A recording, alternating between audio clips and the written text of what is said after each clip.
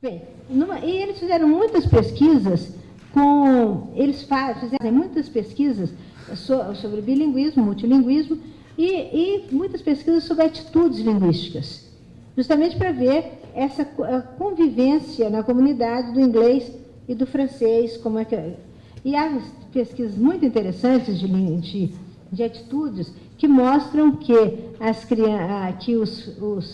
os falantes de francês são muito avaliados em certas dimensões da personalidade, como amizade, afeto, camaradagem.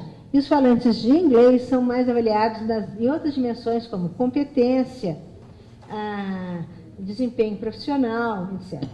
Bem, citando dois desses pesquisadores, que são da área de psicologia social, Anisfeld e Lambert, eles dizem que é por volta de 12 anos que esse sentimento negativo começa a aparecer e tende a manter-se durante toda a adolescência. Então, até essa fase pré-puberdade, né, puberdade, a pré-adolescência, eles não perceberam nos alunos canadenses uma percepção muito nítida das diferenças e principalmente não perceberam essa percepção, não perceberam este estigma. Depois. No entanto, nós estamos vendo que as crianças aqui, da Escola Classe 29, que tem 7, 8 anos, têm essa percepção. Embora não percebam também o estigma. Eu conto rapidamente para vocês um episódio real que eu vivi quando estava entre meu mestrado e doutorado, passando um ano como Fulbright Scholar numa cidade americana, na cidade de Austin, nos Estados Unidos. Eu tinha, na época, 5 filhos. Eu digo, na época, são todos bem saudáveis e bem, mas eram 2 meu marido e 3 meus. Então, na época, eu cuidava dos 5.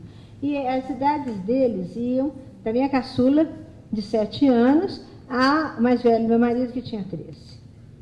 Então, eu tenho a minha filha de 7 anos e eu tenho a minha filha mais velha, que na época tinha 12. Então, eu tinha criança para qualquer experiência que eu quisesse fazer, eu tinha criança lá dentro de casa. E o que aconteceu? Nós fomos morar justamente em Austin, que com aquela criançada eu tinha que morar numa cidade onde os meninos pudessem se acomodar melhor, porque não podia ser numa cidade muito, muito movimentada e tal. Fomos morar no subúrbio de Austin. E logo, você sabe, né? Logo as crianças aprendem com uma facilidade enorme. Eles foram daqui com rudimentos de inglês para, no caso de se perderem, dizer my name is, I live in. Mas aí começaram, aprenderam rapidamente, Só que a mais nova, a Ana Karina, ela aprendeu a falar inglês, mas ela fazia uma confusão, falava, misturava. E a mais velha, a Larissa, aprendeu a falar inglês e não quis mais abrir a boca para falar português. Não falava mais português. Até comigo em casa ela só falava inglês. Mas acontece que Austin é no Texas. O Texas é uma região, no sudoeste americano, de grande impacto da imigração mexicana. São chamados de uma forma pejorativa de chicanos, los chicanos, ou Tex-Mex. Então, a cultura latina ali é muito depreciada. Eles constituem uma minoria, lutam pelos seus direitos, têm seus direitos garantidos, ensina-se espanhol nas escolas, etc. Nem sei se ainda ensinam, porque depois mudou, né? Na Califórnia também se ensinava espanhol, a educação era bilíngue, agora não é mais. Mas, enfim, naquela época, nós sentimos um grande preconceito em relação aos latino-americanos. Tanto que, num outro episódio, várias vezes que as minhas crianças, todos eles, foram abordados, perguntando, vocês são latinos, vocês são sul-americanos? Eles diziam, não, nós somos brasileiros. Enfim, nesse episódio, nós tínhamos levado as crianças para um jogo de handball das meninas, e a mais velha, a Larissa, estava no time, tinha as amiguinhas, ela já tinha amigas, né? E a menor, a Ana Karina, tinha 7 anos na época, ela chegou, a Larissa estava com um grupinho, e ela chegou e falou: Larissa, compra uma coca para mim? Aí você olhou assustada, assim. What are you talking about? I don't know you. What is this language? I don't know this language. A Ana Karina chegou chorando. Mãe, eu fui falar com a Larissa, pedi para ela comprar uma coca para mim. Ela falou que não me conhece, que não sabe nem que língua que eu estou falando. Eu falei, mas você falou em português?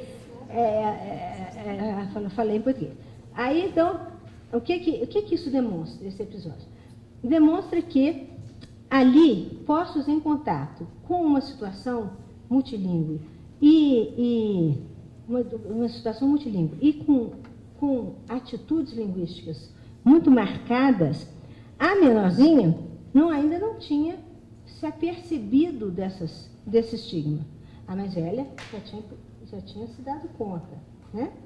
Agora, as nossas crianças aqui da escola classe 29, elas percebem, só não tem uma noção muito clara de que é certo ou errado, enfim.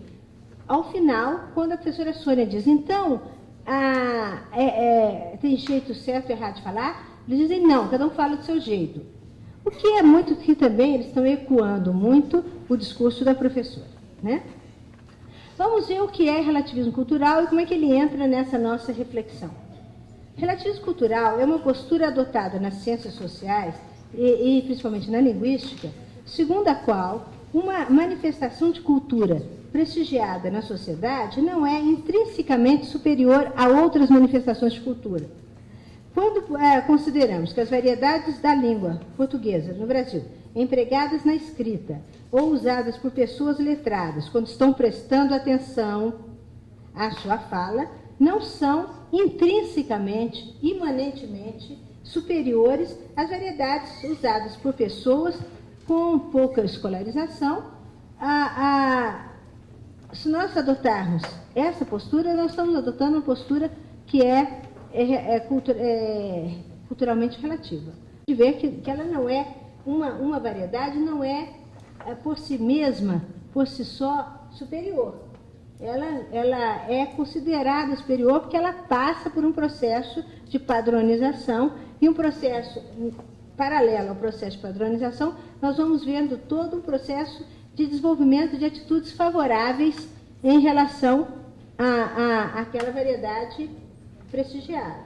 E enquanto a variedade que passou por esse processo, enquanto as outras variedades vão sendo objeto de resistência ou até de franco preconceito. Vocês ouvem muito falar dessas questões de preconceito. Também não entro nisso, sei que vocês têm lido bem sobre isso. Quando a professora diz, ela faz a pergunta dela, condutora da conclusão final. Então, existe jeito certo ou errado de falar? Não, cada pessoa fala do seu jeito. Ela conseguiu passar a mensagem de que se deve evitar o preconceito linguístico. Pois, por vias transversas, chegou à própria base filosófica do relativismo cultural. Mas, é claro que ela poderia também chegar lá sem ser por vias transversas. Vamos ver como.